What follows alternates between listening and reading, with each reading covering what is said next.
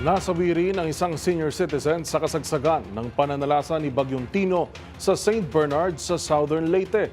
Kasalukuyan ding walang supply ng kuryente at putol ang lahat ng uri ng komunikasyon sa lugar dahil sa mga nagbagsakang mga puno at poste.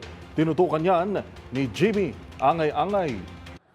Isang senior citizen na sawi at isa pang nawawala matapos sumagupit ang Bagyo Tino kaninang madaling araw sa Southern Leyte.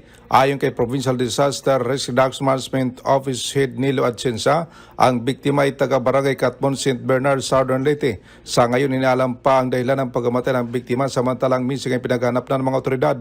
Minamonitor din ng PDREM o Southern Leyte kung may pang mga biktima sa naturang bagyo. Walang supply ng kuryente at signal ng cellphone, internet sa naturang lawigan matapos magsibagsakan ng puno ng mga kahoy at poste ng kuryente. Sa ngayon naman, humingi ng tulong si Silago Southern Leyte Mayor Lemuel Honor ng pagkain para sa kanilang mga residente, gamot, pag-rebuild sa kanilang bayan dahil matindi ang tama ng bagyo dahil sa kanilang bayan naglandfall kaninang alas 12 ng hating gabi.